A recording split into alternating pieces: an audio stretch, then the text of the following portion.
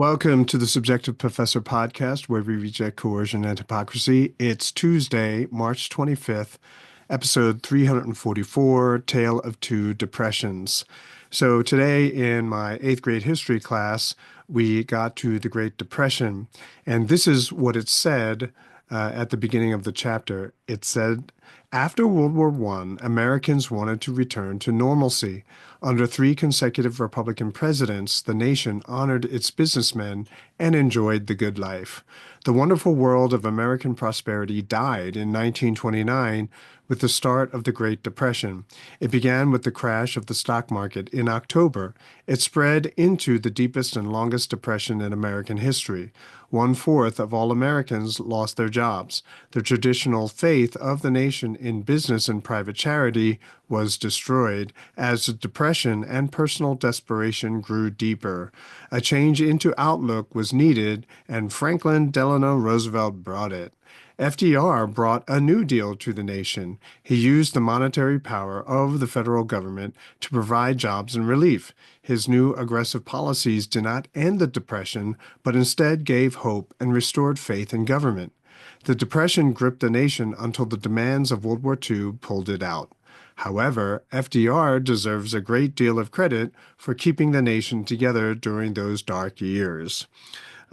So there it is, a presentation of the events, not really, leading up to the Great Depression, and then how America, through FDR, handled it. Now, what's curious is that we go from World War I to the Great Depression with not a whole lot of discussion of what happened in between. And you might be surprised that after World War I, because America was no longer on a wartime economy, it had to change back over into a peace economy. And of course, in doing so, there was a lot of changes within the economy, which created a huge mess. Tom Woods wrote an article. Forgot to write. I think it was 2012, 2009. He wrote an article for the Mises Daily called The Forgotten Depression of 1920. So 9 years before the 1929 Great Depression, stock market crash, and the Great Depression, there was another depression. Then it happened in 1920. And so I'm going to read from his article first, and then go further back in time with another article from FEE.org. So here it goes. The economic situation in 1920 was grim. By that year, unemployment had jumped from 4% to nearly 12%, and GNP declined 17%. No wonder, then, that Secretary of Commerce Herbert Hoover, falsely characterized as a supporter of laissez-faire economics, urged President Harding to consider an array of interventions to turn the economy around. Hoover was ignored.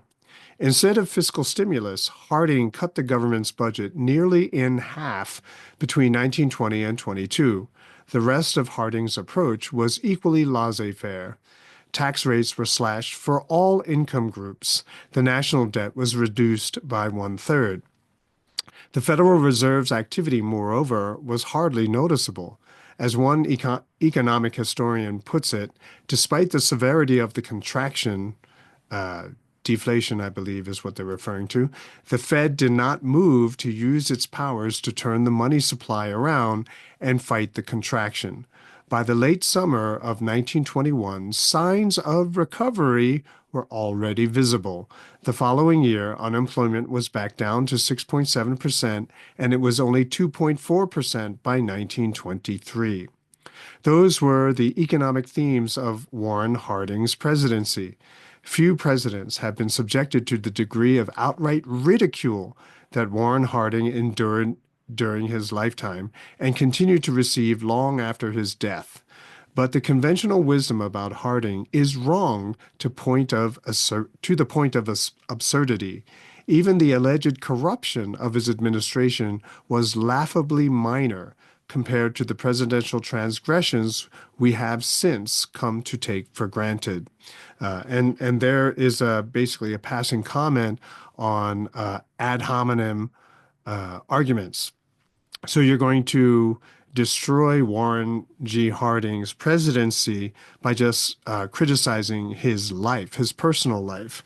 That way, no one ever looks at the policies that he actually carried out. And remember, Warren G. Harding died in office from a heart attack, and Calvin Coolidge, stay cool, or Silent Cal, stay cool with Coolidge, became president after him. So Warren Harding reduced the government spending and the deficit, and Calvin Coolidge continued it after him. So Warren G. Harding, though, in his inauguration address in 1920, promised that he was going to halt waste and extravagance, which was being carried out by the government. And he's going to say that they're going to practice public economy. Now, remember, public meant the government, right? So private is us, and public economy is the government fueled economy. And by cutting and slashing government spending and the government budget, it would stimulate thrift and economy in private life, right? And so basically, government had to be an example. And one final quote from Warren G. Harding that was in Tom Woods's article: "We must proceed with a full realization that no statute enacted by man can repeal the inexorable laws of nature." Okay, inexorable. You can't refute that. You can't fight gravity, for example. And so Warren G. Harding, in full recognition that we have to revert to mean, that we have to go back to the way things were before there was government interference, that is what led to a very speedy recovery. In the article, The Depression of 1920 to 21, Why Historians and Economists Often Overlook It, by John Phelan, this is what was there. So a few more details, and to add context to all of this. World War I ended in 1918, but in order to fight the war, Woodrow Wilson inflated the currency massively. And so I read from the article: "This expansion of the money supply brought inflation. Consumer price inflation rose from 2% in 1915 to 20.4% in 1918, right? Massive inflation. Fed by cheap money, the economy surged as if on a sugar high. On November 3rd, 1919, the Federal Reserve Bank of New York raised the rate at which it loaned to banks against commercial paper from 4% to 4.75%, a mere 0.75 percentage point. The New York money market reacted instantly. The cost of an overnight loan went as high as 30% by November 11th. In January 1920, the rate was hiked to 6%, and it went to 7% in June." So basically, the interest rate keeps going up. The crash came, as Benjamin Strong had predicted. Easy money had financed the boom. Now dear money began to smother it. And that was a quote of Jim Grant in this article by John Phelan. So easy money is the low interest money, right? Easy money, right? Because you borrow it and the payback is not really all that much more. Dear money, money which had a high interest rate attached to it, began to smother that easy money. All right, I read on. Consumer price inflation of 15.6% in 1920 turned into a deflation of 10.5% in 1921. So basically, deflation is perceived now to be an incredibly negative thing. But what is deflation? Falling prices, right? Falling prices. And prices are falling because, money supply is being reduced. Okay. So the opposite of inflation, right? Instead of printing lots of money, money is just simply being destroyed. And that leads to prices coming down because the dollars that exist are becoming stronger. In the final paragraph, whereas the policymakers of the 1930s, led by the defeated vice presidential candidate of 1920, FDR, diagnosed the economic problem facing them as unemployment and deflation. That's pretty much what we're living in now. Unemployment, deflation. Those of 1920 diagnosed it as the preceding inflation, where policymakers of the 1930s used cheap money and government spending to boost demand. Those of the 1920s saw this as simply repeating the errors which had created the initial problem. To them, there could be no true cure that didn't deal with the disease rather than the symptoms. So basically, there was too much inflation during World War One. A lot of that currency had to be taken uh, out of circulation. At least this is the way I understand it, right? And that causes deflation. But of course, when that happens, a lot of businesses begin to fold, they go bankrupt, and that's what we want, right? Because those businesses only exist because of cheap money, right? In other words, you created a bubble.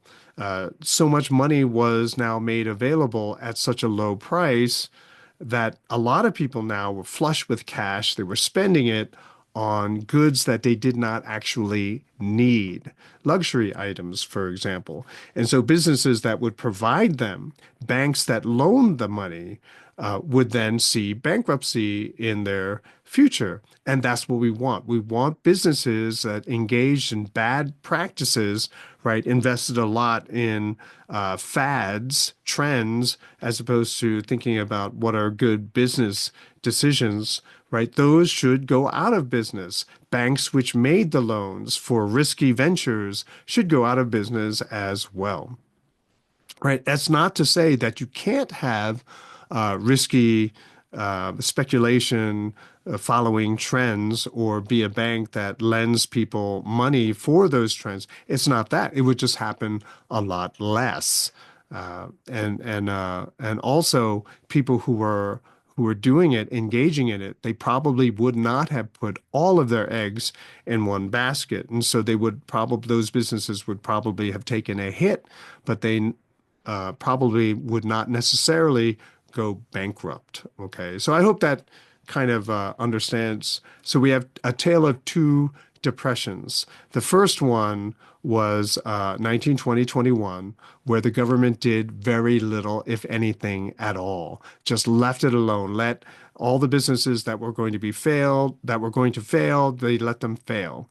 And in contrast, in 1929, FDR and the federal government intervened tremendously. They started all these make work programs, right, just to give people jobs to lower the unemployment, right? Because remember, at that point, they saw that the problem was unemployment and deflation. So by spending a lot of money, we create inflation again. And by making all these jobs, right, the inflation was to pay all these people for all these projects that you just made up, just so that you can lower unemployment. And so you've solved the unemployment problem and you solved the deflation problem by bringing back inflation. And of course, that's not how you clear out a depression. That's not how you end a depression, right? In fact, what you're doing is more of what caused the original problem. And if that's true, then the depression goes on for longer, right? It goes on longer. And so the depression, the Great Depression, so called, begins in 1929 and does not end until 1945. So that's 16 years of depression versus the 1 year of 1920-21, right? And that's because in 1920, they did not enact all of the same policies which created the bubble in the first place. Instead, they let everything crash, they let the deflation happen. And so, although people were out of work, the prices of all their goods started going down, including housing, including rent. And so they were able to get through that depression relatively, well, I'm speaking, right? So it was hard, but they were still able to do that because all the prices were falling. Contrast to 1929, when they just started doing even more of what caused the problem, which extended the depression long into the mid 1940s. A lot of people will argue that World War II brought America out of the depression. This is not true. All right. Wars only lead to massive spending and misallocation of resources. Not only that, but how was unemployment solved? By getting all the young people to sign up for the military and then die, right? To be soldiers that kill and are killed, to divert all of industry and not to produce food, but to make bombs. And we know also that everyone who lived in the United States had to be rationed. So you had ration cards. There's only a certain amount of meat you could buy in a week because priority was given to the war effort, right? And so everything was diverted that way. And so people living in America, they might have had a job, but it was not a productive job. It was a job for the war effort, which is just destruction. Okay, so they weren't good jobs. All right, they were jobs that created loss, that destroyed value in society, and everyone else had to be rationed. And so that didn't end until the end of World War II, which is 1945. So the Great Depression lasted for 16 years because of government interference. This is all kind of important and relevant because we're sitting on a bubble that is massive, that is even bigger than the bubble of 1920 and the bubble of 1929. Much, much, much bigger. So that means not only are we going to have high unemployment, but we're going to have inflation, not deflation, but inflation. And I think this is what everyone is calling stagflation, right? Because not only will a lot of businesses go out of business and therefore creating this massive unemployment, not only will you have that, but you're going to have inflation because of all those treasuries, all those savings bonds, which are coming due. You have to roll them over, which means you're going to buy them, which means you have to borrow that money again. And so there it is, right? You're going to have massive inflation, more money printing to bail out all of the businesses that the government doesn't want to fail, banks, large corporations, right? And so you're going to have massive inflation to prevent all of these bankruptcies. And so what will Trump do? Will Trump be more like a Warren G. Harding or an FDR? And because he's a populist with no real guiding principle, I mean, he called himself a libertarian, but he doesn't have, anarcho-capitalistic tendencies. I mean, he's kind of all over the place, right? And so it seems that he is going to be more like FDR than Warren G. Harding. I mean, the court is still out, there's still a sliver that maybe he's doing, well, I'll stop saying that. If especially the Signal chat messaging service had that leak where they had a neocon reporter actually in the chat where they were discussing the plans to bomb Yemen. It's kind of weird, right? So there's a lot of speculation. Was it deliberate? Was it accidental? Who really knows? Unless we are actually told, it's just simply speculation. But given the nature of that conversation, it would seem that Trump is going to be more like FDR than Warren G. Harding at this point. But really, Trump should leave it all alone, right? And when everything goes bust, when everything goes sideways and times are hard, people are going to seek out the best options in the best way possible.